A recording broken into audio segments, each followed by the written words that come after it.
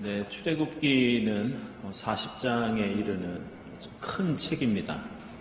하지만 구조는 그 구조를 보면 보통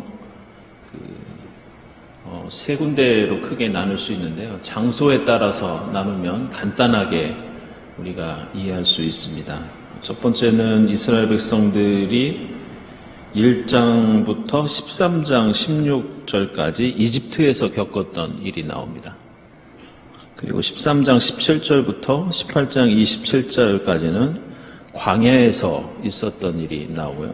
나머지 세 번째 부분은 그 시내산이 있었던 시내 광야 앞에 있었던 일을 묘사하고 있습니다. 이렇게 이스라엘 백성들이 어디에 있었느냐에 따라서 세 부분으로 나눌 수 있습니다. 창세기 강해에서 그 창세기 1장을 저희들 살펴보면서 그런 말씀 드린 적이 있습니다. 이 고대 중동에서는 그 책 제목을 정할 때 따로 이름을 짓는 것이 아니라 그 책에 처음 나오는 단어들을 그 책의 제목으로 정한다고 말씀드린 적이 있습니다. 그래서 창세기는 이제 베르시트라는 제목이었죠. 태초에라는 뜻을 가지고 있습니다. 그래서 출애굽기라는 책의 원래 제목은 이 히브리어 성경에서는 가장 앞에 나오는 두 단어 벨레이 쉐모트 이렇게 부릅니다. 그 뜻은 그리고 이름들은 이러하니 이런 뜻입니다. 그리고 이름들은 이러하니. 이 출애굽기는 흔히 영어 제목으로 우리가 엑소더스로 알고 있는데 이 제목은 이 히브리어를 헬라어로 번역한 헬라어 성경이었던 70인역 제목이기도 하면서 그 라틴어 성경인 불가타 번역의 그 제목이기도 합니다. 예전에 성경 공부에서 성경의 형성사 공부할 때 이 불가타가 무슨 뜻이냐는 질문을 받은 적이 있는데요. 이 불가타라는 뜻은 그냥 일반적인 버전, 그냥 그런 뜻입니다. 특별한 의미가 있는 것이 아니라 일반적인 버전. 어쨌든 지금 우리 한글 성경에서 출애굽기 또는 여러분들 가톨릭 성경 보시면은 탈출기 이렇게 나옵니다. 그래서 그 제목은 헬라어로 번역된 70인역과 라틴어의 이 불가타 요건을 따랐다는 것을 아시면 되겠습니다. 이 첫 번째, 두 번째 나오는 단어를 그냥 책 제목으로 삼았지만 사실 곰곰이 생각해 보면 그리고 이름들은 이러하니라 라는 출애굽기 제목은 우리에게 여러 가지 의미를 던져줍니다. 아시는 것처럼 그리고 라는 단어가 나오면 당연히 앞과 뒤를 연결하면서 따라서 이 출애굽기 맨 앞에 그리고라고 하는 이 접속사가 나온다는 것은 당연히 앞에 나오는 어떤 이야기들과 이제 앞으로 펼쳐질 이야기들, 이것이 연결된다는 그런 특징을 갖고 있습니다. 그래서 출애굽기 1장의 특징 중에 하나는 비록 창세기가 끝나고 새로운 시대에 새로운 사람들과 사건들에 대해서 말씀하고 있지만 이 이야기는 창세기와 긴밀하게 연결되어 있다는 그런 특징을 갖고 있습니다. 그 특징을 몇 가지로 나눠서 살펴보면요. 먼저 이 창세기 50장의 마지막 절을 보면 앞으로 벌어질 일에 대한 암시가 조금 들어 있습니다. 이 마지막 장 마지막 절 창세기 보면 요셉이 110살의 세상을 떠나서 그의 시신을 미이라로 만들고 이집트에서 그 입관하는 장면이 나옵니다. 그런데 중요한 것은 요셉이 죽어서 그를 입관하였다 이렇게 말씀하고는 요셉 이야기와 창세기가 그냥 끝나버립니다. 생각해보면 똑같이 50장 앞부분에 나오는 야곱의 장례식처럼 가족이나 백성들이 장례를 치르면서 요셉을 생각하면서 애곡을 한다든지 어디로 가서 매장을 했다든지 그리고 요셉의 삶이 그동안 어떠했는지 그에 대한 평가가 나온다든지 또 후손들에게 어떤 축복을 했는지 무언가 더 자세하게 설명을 해야 되는데 대단히 중요한 인물인 이 요셉의 장례 장면을 얘기하면서 그냥 관 뚜껑을 닫고 이야기가 끝나버립니다. 그것도 요셉 이야기만 끝나는 것이 아니라 아예 창세기가 그 자리에서 끝납니다. 일종의 열린 결말 같은 이 창세기의 마지막 절은 마치 영화의 한 장면처럼 요셉의 시신을 모신 관의 뚜껑이 닫히면서 곧바로 출애굽기 1장 1절 이하에서 이스라엘의 아들들, 야곱의 아들들에 대한 명단과 후손에 관한 이야기들이 등장합니다. 성경을 읽는 독자들은 창세기에서 출애굽기로 넘어가면서 과연 지금까지 아브라함부터 요셉까지 이어온 하나님의 구원 역사가 이 이집트라고 하는 이곳에서도 계속 가능할 것인가, 계속 이어질 것인가, 이것이 궁금할 수밖에 없습니다. 그때 출애굽기는 그리고 그 이름들은 이러하다라고 하면서 자손의 명단을 열거하다가 7절 보시면 그 자손이 번성하여 땅에 가득 퍼졌다고 말씀합니다. 그러면서 암묵적으로 비록 아브라함부터 요셉으로 이어지는 믿음의 조상들의 세대가 요셉의 입관 예식으로 끝났지만 그리고라는 새로운 시작과 함께 이집트에서 그 자손들이 계속 크게 번창하였고 하나님께서 약속해 주셨던 그 복이 지금도 성취되고 있다. 이것을 의미하고 있습니다. 이러한 특징은 두 번째로 2절부터 나오는 야곱의 아들들의 이름을 보더라도 우리는 알 수 있습니다. 이 이름의 대부분의 뜻은 하나님께서 아브라함에게 해주셨던 자손의 복과 관련이 있습니다. 그래서 이 출애굽기는 창세기와 연결되어 있다는 것을 우리에게 보여줍니다. 르우벤이라는 이름은요, 이 아들을 보았다는 뜻이고요. 그리고 시므온은 하나님께서 들으시고 아들을 주셨다, 이런 뜻입니다. 레위는 연합하다는 뜻이고 유다는 찬양하다, 이사갈은 보상, 보답, 그리고 스불론은 명예라는 뜻입니다. 베냐민, 단, 납달리는 조금 다른 뜻이기는 하지만 그 다음에 나오는 아들 갓은 행운을 뜻하고 아셀은 행복을 선언하다, 그리고 요셉은 증가하다, 첨가하다, 더하다, 이런 뜻입니다. 그래서 이 이름 자체가 아브라함에게 해주셨던 자손에 대한 복을 연상시키고 있고 이것을 지금 출애굽기 1장 맨 앞에서 열거함으로써 하나님의 구원 역사가 아브라함에게 해주셨던 약속이 출애굽기까지 넘어오고 있다는 것을 우리에게 보여주고 있습니다.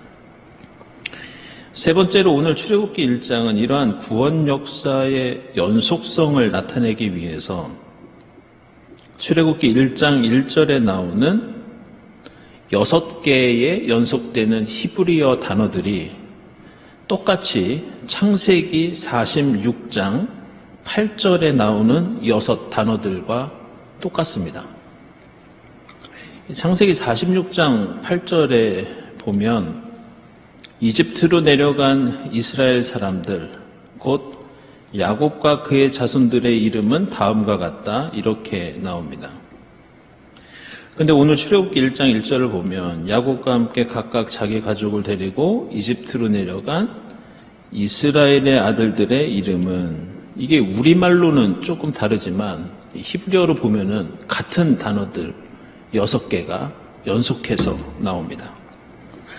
따라서 지금 출애굽기 저자는 일부러 창세기에 썼던 그 단어들, 그 순서를 그대로 가지고 와서 사용함으로써 이 창세기에 나왔던 이집트로 내려왔던 야곱의 가족들의 계보를 똑같이 언급함으로써 하나님의 언약과 역사가 그대로 이어지고 있다는 것을 드러내고 있습니다. 네 번째로 오늘 5절에 나오는 이 70이라고 하는 숫자도 대단히 중요합니다. 5절 보면 야곱의 혈통에서 태어난 사람이 모두 이제 70명이라고 나오죠. 근데 이 70이라는 숫자는 구약 성경에서 좀 중요한 의미를 갖고 있는데요. 창세기 10장을 보면 노아의 세 아들로부터 비롯된 민족들이 열거되는데 그 모든 민족, 세상의 완성을 가리키는 그 숫자가 70민족이 거기에 나옵니다.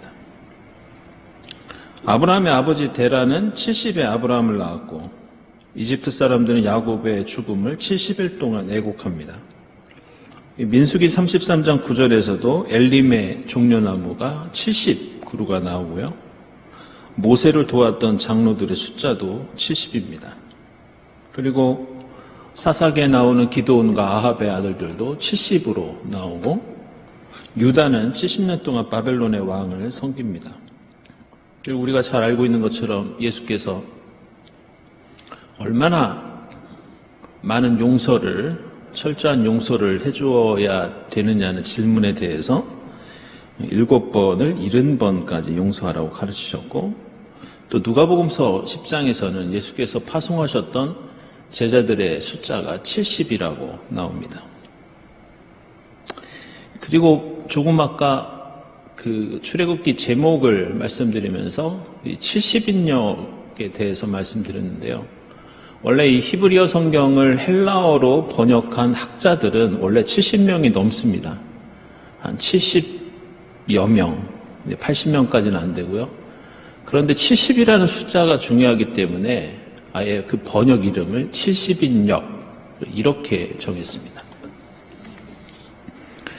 이처럼 성경에서 70은 완전 숫자 7에다가 10을 곱한 그런 숫자로서 무엇인가 충만하고 가득한 것, 신비스럽고 비밀스러운 것, 그리고 완성되고 성취된 것을 가리킵니다. 따라서 야곱의 자손이 70명이라는 것은 실제 그 자손이 1명, 2명 이렇게 세어서 70명이 될 수도 있지만 사실 상징적으로 그 후손에 대한 하나님의 약속이 70이라는 숫자에서 볼 수 있듯이 완성되고 성취되었다, 이런 뜻을 갖고 있습니다. 역시 이것도 창세기에서 언약이 출애굽기에 70이라는 자손을 통해서 성취되고 있다, 이미 실행되었다, 이런 뜻입니다.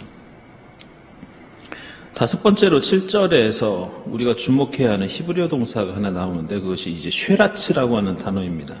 근데 이게 원래 그 개구리, 물고기, 동물들이 대단히 많이 번식할 때 특별하게 사용되는 이 용어가 이 단어입니다. 근데 이 단어가 딱 2번 나오는데 이게 어디에서 나오냐면요. 오늘 이 출애굽기 1장하고 그 창세기 9장에서 노아의 아들들에 대해서 그 번성에 대해서 얘기할 때 딱 2번 등장합니다.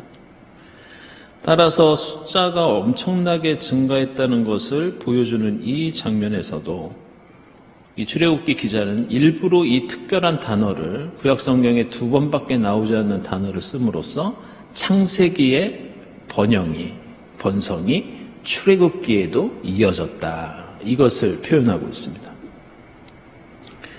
마지막으로 7절에는 하나님의 자녀의 축복에 관한 약속을 매우 강조하고 있는 표현들이 나오는데 그것은 관련된 단어가 여러분들 7절을 자세히 보시면 무려 5번이나 연속해서 반복해서 나옵니다. 이 7절 말씀을 우리말 번역으로만 보더라도 첫째, 자녀를 많이 낳고, 둘째, 번성하고, 셋째, 그 수가 불어나고, 넷째, 세력이 커졌고, 다섯째, 그 땅에 가득 퍼졌다. 성경에서 이 정도로 반복을 5번이나 하는 경우는 매우 특별한 경우입니다. 그 정도로 출애굽기 1장은 창세기의 자손의 축복과 약속이 매우 확실하게 의심할 여지가 없이 이집트에서 성취되었다는 것을 보여주고 있습니다. 기억하실지 모르겠지만 저번에 예전에 성경의 그 형성사에 대해서 공부하면서 성경은 어떤 책인가 그 정의에 대해서 말씀드린 적이 있습니다. 성경은 하나님의 구원 역사에 대한 신앙 고백이다. 이렇게 말씀드렸습니다. 따라서 성경의 핵심은 그 구원 역사가 인간의 죄악 때문에 가인이 아벨을 죽이고 라멕이 복수를 하고 네피림의 그러한 죄악이 충만하고 여러 가지 인간의 죄악 때문에 하나님의 구원 역사가 끊어질 수 있는 위기가 계속해서 생기는데 하나님께서는 그것을 어떻게 이어가게 하시고 계속되게 하시는지 이게 대단히 중요한 성경의 주제입니다.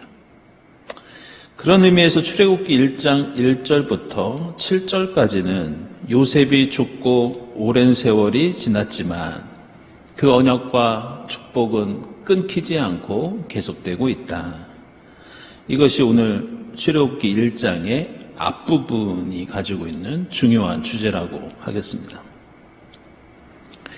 그런데 인간의 역사와 우리의 현실을 보면 여러분도 경험하고 계시지만 항상 이 빛과 어둠이 있는 것을 볼 수 있습니다.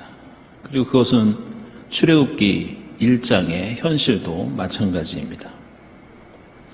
이렇게 하나님의 구원이 계속되고 있다는 말씀도 나오지만 다른 한편으로는 이 구원의 역사가 이집트 땅에서 요셉의 후손들, 이스라엘 자손들 그 사이에서 대단한 위기와 어려움을 겪고 있다는 것도 또한 우리에게 알려주고 있습니다. 생각해보면 하나님께서 아브라함에게 주셨던 약속은 두 가지였습니다. 하나는 자손이었고 다른 하나는 땅에 관한 그런 약속이었습니다. 7절에서 5번이나 반복하면서 자녀를 많이 낳고 번성하고 그 수가 불어나고 세력도 커지고 땅에 가득 퍼졌다고 말씀하지만 이 후손들에게는 자신들만의 땅이 없었습니다. 이들은 단지 이집트의 손님처럼 나그네처럼 빌부터 살고 있었을 뿐이지 마음껏 정착하고 살 만한 땅이 없었기 때문에 앞으로 전개되는 이야기에서 과연 이 약속이 어떻게 될 것인지 우리는 주목하지 않을 수 없습니다. 그리고 그것은 여러분이 결론을 알고 있듯이 가나안 땅에 들어가서 그 두 번째 약속이 성취됩니다. 그리고 이러한 이스라엘 자손들에게 어두운 상황과 위기가 오고 있다는 것을 암시하고 있는 것이 바로 오늘 8절 말씀입니다. 8절 보시면 요셉을 알지 못하는 새 왕이 일어나서 이집트를 다스리게 되었다. 그러면서 9절 이하에서는 바로 왕이 이스라엘 자손들을 경계하는 말을 하면서 11절부터는 드디어 강제 노동으로 억압을 합니다. 그 요셉을 알지 못했다. 이 표현에는 조금은 깊은 의미가 담겨 있습니다. 알다라고 하는 단어가 히브리어로 야다라고 하는데 이것은 단순히 내가 어떤 사람을 알고 있는지 모르고 있는지 그런 인식에 관한 그런 뜻만을 갖고 있지 않습니다. 나중에 여러분들 그 이사야서나 호세아서 읽으시다 보면 하나님을 아는 지식 이런 표현이 나옵니다. 대단히 중요한 신학적인 용어인데요. 이것도 역시 내가 하나님에 대해서 얼마만큼 많은 정보를 갖고 있고 많은 이해를 하고 있느냐 단순히 이런 뜻이 아닙니다. 구약 성경에서 하나님을 아는 지식이라고 한다는 것은 하나님과의 온전하고 특별한 관계를 가리킵니다. 예를 들어서 우리가 내가 대통령을 좀 알아, 내가 저 유명한 사람을 좀 알아 이렇게 얘기할 때 우리가 TV에서 봤기 때문에 그 이름을 알기 때문에 안다고 하는 것이 아니라 무언가 조금 관계를 이루고 있다는 뜻에서 그런 말 하는 것처럼 성경도 마찬가지입니다. 따라서 요셉을 알지 못한다는 것은 요셉이라는 사람을 지금 이 바로 왕이 아예 모른다는 그런 뜻이 아니라 이제는 바로 왕이 요셉의 후손과 더 이상 특별하고 온전한 관계를 맺고 있지 않다는 뜻이 됩니다. 그래서 8절 말씀은 이집트 왕과 이스라엘 백성들 사이에 일종의 분리, 분열, 무관심, 그리고 갈등 관계를 암시하고 있다고 할 수 있습니다. 그리고 실제로 이것은 8절 이하에서 현실이 됩니다. 이러한 변화를 한 번에 알 수 있는 장면이 11절에 나오는 이스라엘 자손들이 고통 가운데 강제 노역을 했던 이 람세스라고 하는 지명입니다. 기억하시겠지만 이 지역은 원래 창세기 47장 11절을 보면 야곱의 가족들이 요셉을 따라서 이집트에 왔을 때 이집트의 바로 왕이 이 람세스 지역을 그들이 거주할 수 있는 소유지로 주었다는 그런 말씀이 나옵니다. 그래서 이 땅은 처음에는 친절과 호의의 표시로 주었던 땅이었는데 이제는 시간이 흘러서 억압과 착취와 폭력의 땅으로 뒤바뀌었다는 것을 알려주고 있습니다. 그러면서 15절 이하에서는 드디어 이집트 바로 왕이 히브리 여인이 낳은 남자아이를 모두 죽이라는 일종의 학살극이 일어납니다.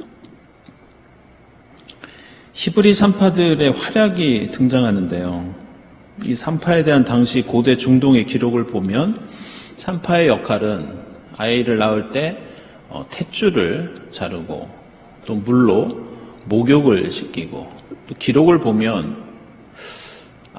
아마도 소금이 가지고 있는 특징 때문에 그런 것 같은데 이 소금으로 아이의 몸을 문질렀다라고 하는 그런 기록이 나옵니다. 아마 당시에는 아이가 갓 태어나면 그렇게 소금으로 혹시 소독 같은 거를 시키지 않았나. 그것도 역시 산파의 역할이었습니다. 그리고 특별히 쌍둥이를 출산하는 경우에는 누가 먼저 태어났는지 판단하는 그 역할도 바로 산파가 했다고 합니다. 오늘 본문에 나오는 십부라와 부하라고 하는 산파는 실제로 히브리 산파라고 나오지만 이 사람들이 히브리 사람인지 이집트 사람인지는 알 수 없습니다. 오늘 이 15절은 번역이 히브리 산파 이것도 되고요. 히브리인의 산파 이것도 됩니다. 그래서 이집트 사람이 될 수도 있습니다. 흥미로운 것은 이 16절에 우리 성경에는 번역되어 있지 않지만 원래 히브리어로는 오브나임을 잘 살피라 이렇게 명령을 하는데요. 이 오브나임을 직역하면 돌들입니다. 그래서 이것이 당시에 산파들이 지탱하고 있었던 출산대 이거를 가리키기도 하고 또 한편으로는 생식기를 의미할 수도 있습니다. 이 출산대는 산파가 출산할 때 앉아있는 의자 같은 것이었는데 출산과 관련된 이집트의 시를 보면 이런 구절이 나옵니다. 나는 힘쓰고 있는 여인처럼 벽돌 위에 앉았다. 아마 이 벽돌로 만든 뭔가 지지하고 의지할 수 있는 어떤 그런 것을 이렇게 돌들이라고 표현했을 수도 있습니다. 근데 저는 이 번역보다는 이 남자 신생아의 생식기를 뜻한다고 생각합니다. 왜냐하면 남자 아기의 이 고환을 가리키는 명사의 어원이 특이하게도 돌입니다. 돌. 그래서 여기서 돌들이라고 하는 것은 히브리 산파에게 그 남자 아기를 잘 살펴서 남자인지 여자인지 구분해서 남자 같은 경우에는 죽여라 이런 뜻으로 볼 수 있겠습니다. 어쨌든 이 산파들은 17절을 보면 하나님을 두려워하였고 아기들을 살려줍니다. 그리고 바로 왕이 질책을 하자 19절에서 재치 있게 변명을 합니다. 히브리 여인들이 기운이 좋아서 자신들이 도착하기 전에 아이를 낳습니다.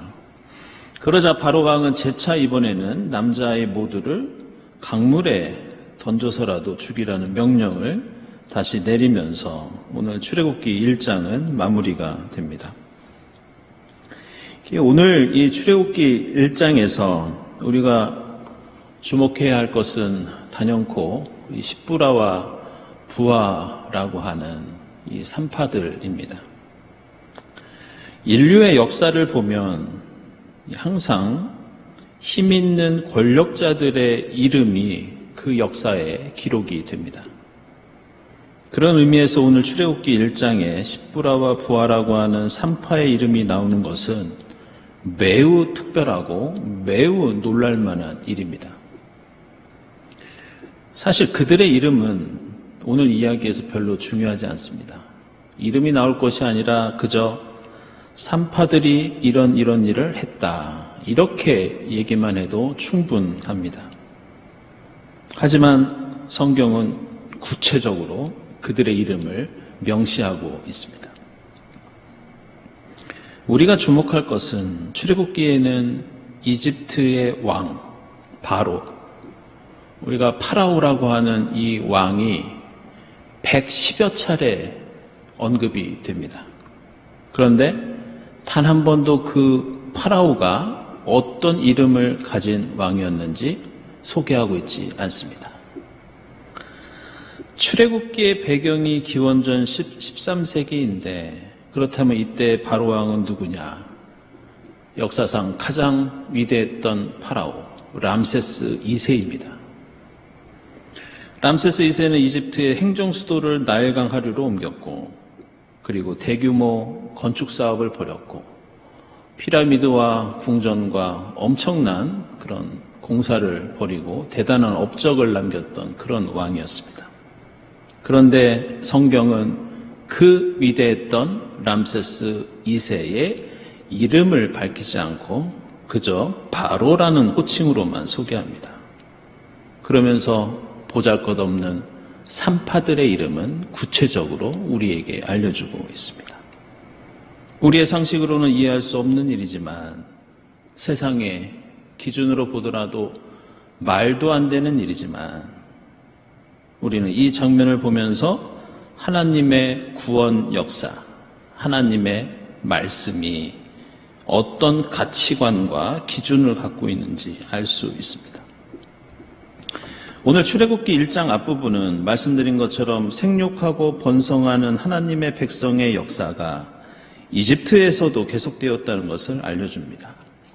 그러나 이집트의 바로 왕은 이스라엘 백성들의 생육과 번성을 계속해서 저지하고 막으려고 애씁니다. 1장 11절에서 감독을 세우고 강제 노역을 시킵니다. 13절과 14절에서는 더욱 혹독하게 부리면서 고된 일 때문에 이스라엘 백성들이 큰 고통을 겪습니다. 그리고 16절에서는 남자아기들을 죽이라고 산파들에게 명령을 하고, 22절에서는 다시 그게 힘들면 강물에 던져서 죽이라고 얘기합니다. 이러한 고난과 죽음의 현실 속에서 과연 생육하고 번성하는 하나님의 약속과 구원은 계속될 수 있는가? 이어질 수 있는가? 우리가 의심하고 걱정하고 있을 때, 그때 등장한 것이 바로 십부라와 부하입니다. 그들은 비록 이집트 바로 왕에 비하면, 세상의 기준에서 보면 힘과 권력이 비교할 수 없을 정도로 미약한 사람들이었지만, 하나님을 향한 두려움과 믿음을 통해서 하나님의 생명의 역사가 끊어지지 않도록 계속될 수 있도록 헌신했다는 것이 오늘 출애굽기 1장의 중요한 메시지입니다. 히브리어로 이집트를 미츠라임이라고 합니다.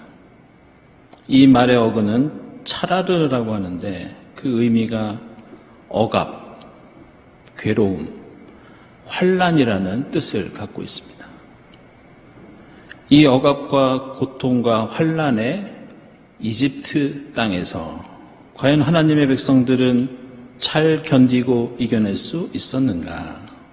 하나님의 생육과 번성의 약속과 축복은 유효하고 계속될 수 있었는가? 이 고통과 환난을 가리키는 이집트를 가리키는 미츠라임은 어떻게 보면 우리의 현실을 가리킨다고 볼 수 있습니다. 고난과 어려움, 시험과 근심으로 가득 찬 우리의 현실 속에서 우리도 똑같은 질문을 던지게 됩니다. 우리는 어떻게 생육하고 번성할 수 있는가? 어떻게 하나님 나라를 이룰 수 있는가? 그런데 오늘 이집트의 람세스 2세조차 이름이 언급되지 않는 상황에서 이 성경 기자가 소개하는 이 십부라라고 하는 사람의 이름의 뜻이 중요합니다. 십부라의 이름의 뜻은 아름답게 되다, 아름답게 하다, 이런 뜻입니다. 그리고 부하라는 이름은 향기로운 꽃에 대한 호칭이었습니다. 엉겅퀴와 가시덤불로 가득한 미츠라임, 고통과 죽음의 땅에서 우리 그리스도인은 비록 권력과 힘은 부족하지만 십부라처럼 세상을 한 뼘 더 아름답게 하고 부하처럼 조금 더 향기롭게 하는 것, 이게 바로 우리 그리스도인의 역할이라고 오늘 출애굽기 1장은 말씀하고 있습니다. 이제 돌아오는 주일은 또 설날인데요. 올 한 해 어떤 어려움이 있더라도 우리와 함께 하시는 주님과 함께 여러분들 가정과 교회와 사회에서 이 십부라와 부하처럼 여러분들의 믿음을 통해 하나님을 두려워하는 그 마음을 통해 조금 더 세상을 향기롭게, 조금 더 아름답게 만드는 그런 한 해가 될 수 있기를 바랍니다. 오늘 말씀을 묵상하면서 함께 기도드리겠습니다.